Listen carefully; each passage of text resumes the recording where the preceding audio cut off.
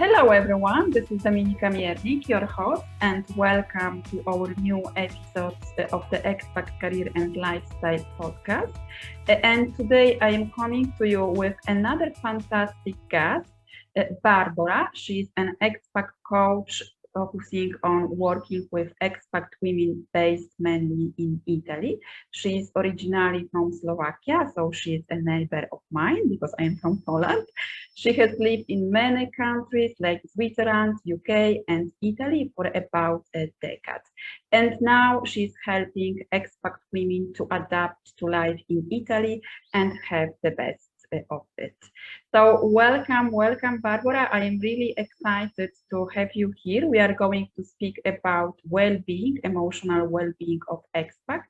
And also you are preparing a fantastic conference that you will talk about a little bit more. So first of all, tell us a little bit more about yourself and what are you doing? So, hello, thank you for having me here, actually. So, thanks a lot. You're welcome. To speak to you again. So, yeah, and you did a really lovely introduction. I don't know what to add, but yeah, you explained it well. I'm originally from Slovakia, have been living abroad for a decade so far, and my mission is to help expats on their journey. And as you said, right now I'm preparing language and mental wellbeing conference together with my lovely colleagues Gloria and Irene. And yeah, we just can't wait to start.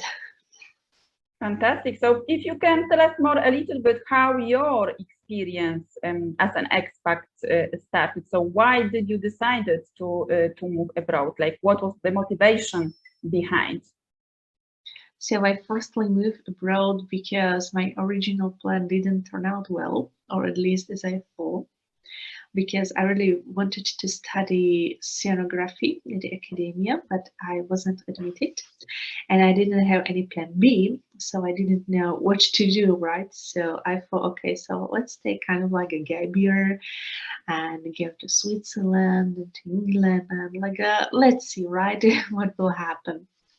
And so from 1 year I passed to a decade, so you can see that it's quite a difference to original plan. Yeah. And yeah, I just went to Switzerland for a seasonal job. Then I was like, okay, I kind of like it here, so maybe it's a good idea to challenge myself and maybe just to go to the UK and to improve my English skills and so on. So yeah, I went there and then I just took the final decision, like a stay actually abroad, to live there. And I was looking for a university, but unfortunately, and it was in that year that the school fees in the UK just rose drastically. So I was looking for a more like a cheap option, let's say, and I found university here in Milan, in Italy. So that's how I ended up here. Yeah, so you studied, in Italy, in Milan. Yeah. So like, what was your biggest challenge like during those international moves? Like any obstacles that you had to face, and how did you overcome it? Well, maybe I don't have like the biggest one because they are various and they are different between them. But they were challenging in their way. So, wow, just thinking about that. Maybe looking for a job in Italy is not a piece of cake, right? Okay. Yeah, and maybe like a approach of people here, yeah, because they are not or they weren't very correct at my former job. So maybe that was really challenging at that time. I mean, they weren't willing to give me a contract or pay my full pay and so on. So yeah, this was a challenge, right? Yeah, so it was a job search connected, to job searching, yeah? Yeah, to job searching, yeah, and even like breaking, not the breaking style, but that all the things around but still job related issues. Yeah, it was maybe the biggest one. Yeah. And like, what did you do to like? How did you tackle it? How did you overcome this challenge? Or maybe you are still overcoming this challenge. What did you do? Yeah. I'm just thinking about it because there were various situations, so and it needed like a various solutions, so it's a bit difficult to wrap it in one only. But mm, because the problem with the first job was that I wasn't paid regular. So what can you do about this, right? Just leave. Okay, there is nothing that you can do actually in there, or looking for other jobs here in Milan. So many of us know that they are really underpaid and they are offered like a 300 or 400 euros for a full working hour. So there's like a little or nothing that you can do about that. If not only establish your own business, and that's actually how why I'm here today. I started working at Expat or giving Italian language lessons to Expat back in 2015, and yeah. Yeah, so you find you found a new career path for you. Yeah, I have created my own career here. Yeah.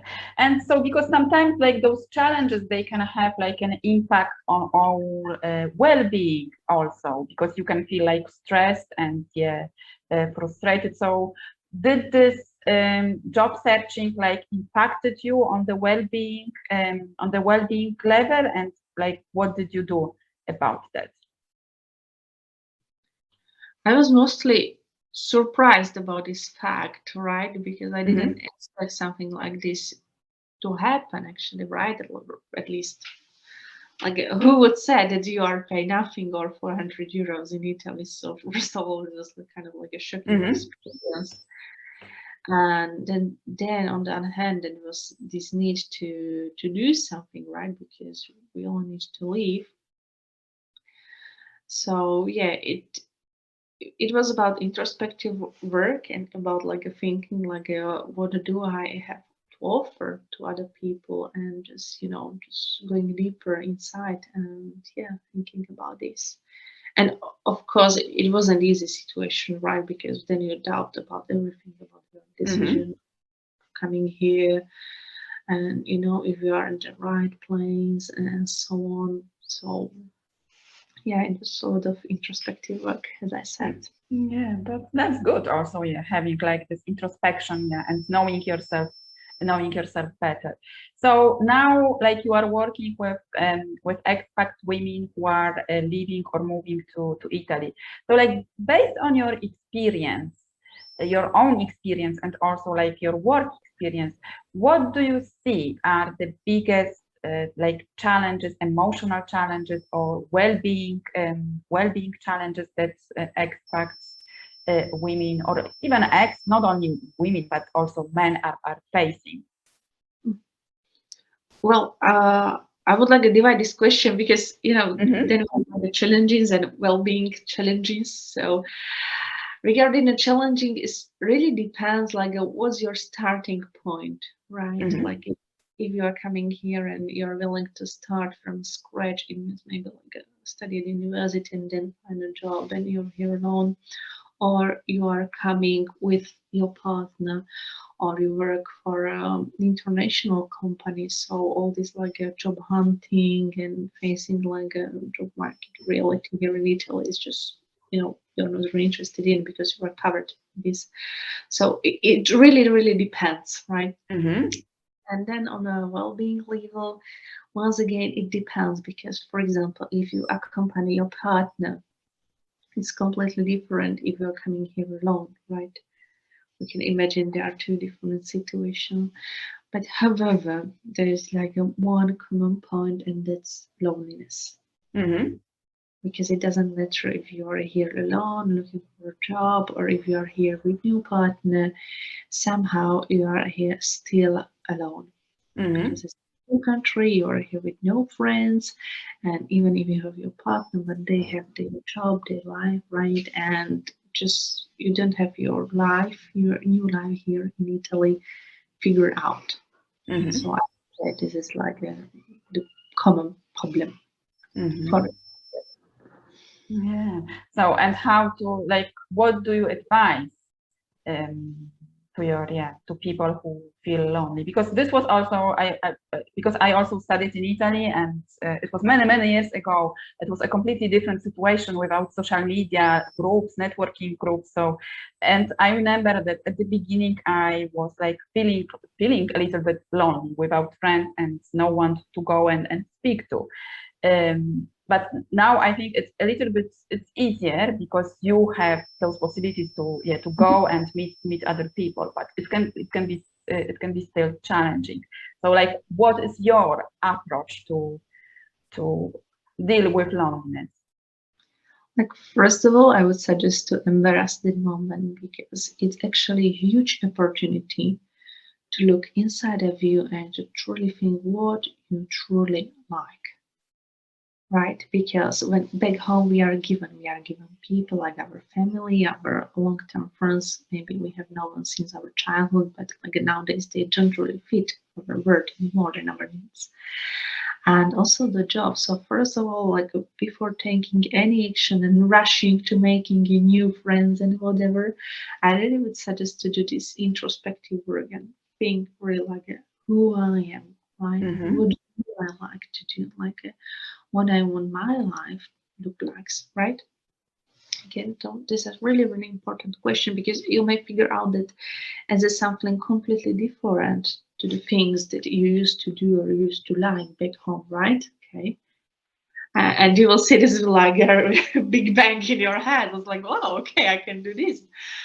So Mm-hmm. this is my first advice. And then, try to connect with people, but not like rushing to other people, but mostly think really like what you do like to do. Like starts from your hobbies because like okay, connecting with expats, it can be helpful at the beginning because you are here alone and you really have this need to connect with somebody. Mm-hmm. But like the trouble might be that you connect with expats, but all this relationship will be based only on a negative experience. Because it's too common to start complaining about life in Italy. This is not what you thought that it would be, about the jobs, about the people, because you thought, oh, Italians are so friendly, but they don't want to be friends with me, and so on, right? And you can get trapped in this negative loop.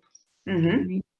So, like what I'm saying, like, okay, connect with the expert, but then try to search or see if you have something in common. Like, Mm-hmm. if we're friends back home, or it's only that expat experience that connect you. And then focus on you, on your needs, on your hobbies. So let's say that you really love dogs, so you can go to a shelter and help out. Or you love books, reading, so you can look for a book club. You know, just focus on this. Mm-hmm. Yeah. So like discovering what you like to do and Exactly. creating. Yeah. Yeah. Like be yourself. Like don't be only expat, okay, but be truly yourself, okay. Only because you live in Italy or even in Germany or whatever, it doesn't mean that you need to like change and completely like adapt to the local Mm-hmm. lifestyle or like a copy people you are surrounded by. Because at the end of the day, it's just still you, right?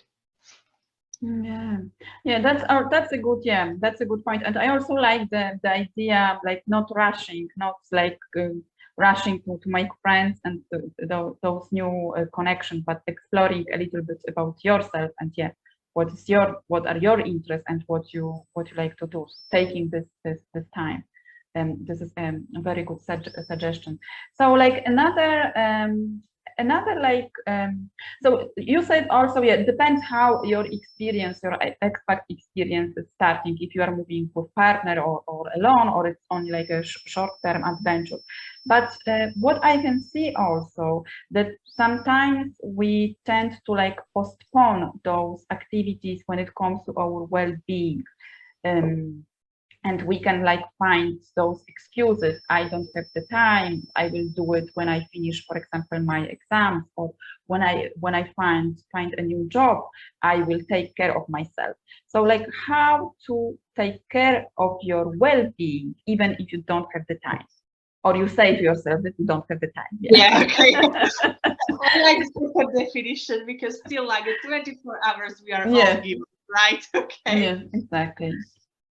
So that's the point, like primarily.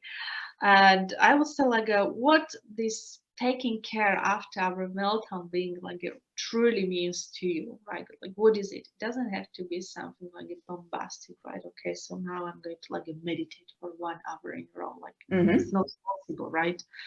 Okay, but taking care, it means also like, have your cup of tea in the morning with no disruption, no social media, or go for a walk, but be like fully present in that moment because that's a self-care, right?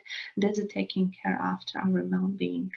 So it doesn't really has to do something with looking for a job or a business or whatever. Like you can find that 10 minutes, like what caused you to find 10 minutes in the morning and to just have your breakfast without scrolling Instagram, right? Okay, you can do that. Mm-hmm. Or during a day, if you feel like stressed out, it's like what can you do? And I love this exercise just to breath, like inhale and exhale, and that's it. Just sit down and just try to like breathing for maybe 3 minutes. It really helps, to calm down.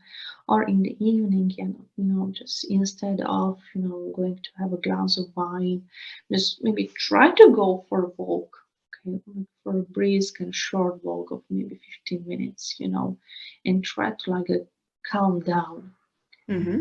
Okay, you can have your glass of wine or whatever you prefer, but try to like be really present. Okay, that's the point. It's taking, for at least I see like a taking care of our mental health. Okay, Mm-hmm. because the most important person in our life is just us, right? Okay, and then we can be like a good partner, good daughter, or mom, or whatever. But first of all, we need to feel good, right? Mm-hmm. So really, really important.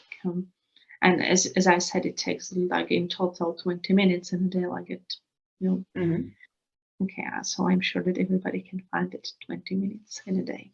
A Yeah, big even 5, 10 minutes. Yeah, it doesn't have to be like you say, like 1 hour meditation in a park or yeah, or at step. home. Yeah. Yeah. So really some simple activities, and even if you do feel like, okay, now I'm going to work out 4 times per week, like it's not necessary at the beginning, Mm-hmm. just simple, pleasurable activities and being present in the moment. Mm-hmm. Right. You can even plan them if you struggle, to follow them. You can just plan, okay, so today I'm going, go for a walk. Tomorrow I will just sit down, have a tea for 20 minutes with no disruption, with no social media, no phone. Okay, like switch it off, right? And just sit down, okay, have your coffee, tea, whatever, and you will see, okay, the things are really different from that perspective. Mm-hmm. Yeah, yeah, so good, yeah, good points here. Yeah, and like scheduling and planning is also important when it comes to well-being. So, like, how long have you been living in Italy? How many years now? It's ideas, yeah. 8 years. So it's a long time, eight It years. is, yeah. And so, what have you learned, like, about yourself by living in this beautiful country? Oh, a lot. So, like one important thing that you learned about yourself. Only one. Like Mm-hmm. it seems to me that everything like has changed, right? Because it's Mm-hmm. also because I arrived here when I was 20. I was 20, and now I'm 28, and I think is that this is like a really significant part of everybody's Mm-hmm. life. You don't need to be an expat, right? Okay, Mm-hmm. in your home country, it's, it's like a tricky age when you try to figure out, like when you question also like who I am, right? Mm-hmm. Really important stage of our lives. And what I learned, so I learned definitely being creative Mm-hmm. because things usually, at least in Italy, things usually don't go as you planned. Mm-hmm. So being really creative, resilient, okay, because it takes like a wow, things takes time. Definitely. So yeah, I will go for these two things, like a creative and yeah, and believe in myself. Yeah, definitely. Because there will be people who told you that you are not enough for something, but you really need to find this strength inside of you and just stand for yourself and believe for yourself. Great, great. So you learned, you learned a lot about about you. Yeah, that's good. So because you speak about like you help women don't be trapped in this la dolce vita bubble. But do you think is it really real la dolce la dolce vita, like this Italian way of living? Is this a real thing, or is this something only that we have seen in pictures or in the cinema? What do you think? I really like exploring this topic because La Dolce Vita, like, is really different when you come here from a holiday, right? And when you actually live here, okay? And by living, I mean like a true life, like Erasmus doesn't count, right? Like, sorry guys, but it's not real. It's not real. It's not that. No, it's not at all, okay? And then it depends because I have been working for expat ladies for a long time, and I have also interviewed about 100 people, and this is the most frequent question, like La Dolce Vita, like what is it to you, right? And I have received different answers actually. So it was from state of mind. But if I think like, okay, Dolce Vita is a state of mind, so I can have this Dolce Vita everywhere around the world, right? I don't need to come to Italy for this. It seems to me like many people are actually escaping their home countries because, okay, so I leave all my problems here. I go to Italy and, I'm done with like a life in Italy is life. And there were many other answers like, okay, no, because the weather is beautiful. So yeah, that's true. But like there's something more behind the weather, or like people speak about food and many things. So I don't know, this La Dolce Vita, it's wow. It's really difficult to define that, yeah. And it really depends like who you speak to, because once again, as I said, we have different starting points on our expat journey. It really depends like if you come here as a company spouse or partner and you are kind of covered or your basic needs are covered. Right? I don't sound rude, but you don't need to like take care of the housing or job, so you're kind of like a safe and you can explore Italy. Then you come here and you want to start from the scratch, and actually you need to find a job, which are like badly paid. You need to find a place to live, and the situation is not easy at all, and it's really challenging. You may need to work for free for 6 months or even 1 year. So then this perception of La Dolce Vita, it's like really different. So I really don't think that we can like define this La Dolce Vita, because it is a mindset. You can live it even in Germany, right? Or wherever you want. Okay. It is about the weather. Yeah, the weather is lovely, but okay, food is excellent. There is nothing to say about. Okay. But it really depends on you, on your needs and your personal circumstances. So I would be like really careful about this La Dolce Vita. Yeah. So it can be something. It's different for everyone. Yeah. So you are preparing a fantastic conference, language and mental well-being, coming now in October. So could you please tell us more about this conference? What will be about, and why should we join? Of course, I am the speaker, so you have to join. This is one of the reasons, but other reasons, So please tell us a little bit more about this fantastic event. My pleasure. So this language and mental well-being conference was born because of all these, what we have just said. We moved abroad. We said that like, my expat life, it will be like okay, it might be challenging, but it will be also like exciting. I will do a lot of stuff and blah blah blah. Okay, but it's not like that, right? And you will encounter many challenges, and you might be alone, you might have various struggles and so on, and this is basically why we decided to launch the conference, to help to show that you are not alone. Okay, there are many other experts who face exactly the same situation. Maybe we are just ashamed to share our experience publicly because this is not something that our family or friends and whoever wants to hear to, right? Because you're an expat, you're in Italy, like, wow, right? Okay. Mm-hmm. I would pay, I don't know how much money to go there. Like, but it's not like always like that. And so this is the main reason. Each edition we focus on a different topic, and this time we are focusing on families. Mm-hmm. So we will speak like how to prepare your family for this big move abroad, how to settle down, what to do if you are a company spouse and you are willing to work, because in the end of you, it's just still you, right? You are not a mom, you are not a partner, but you are a human being with their dreams and plans and needs. So we will help people to figure out their journey or their way abroad, how to take care about mental well-being on a daily basis, even if you are a busy mom. And we will also see a language aspect.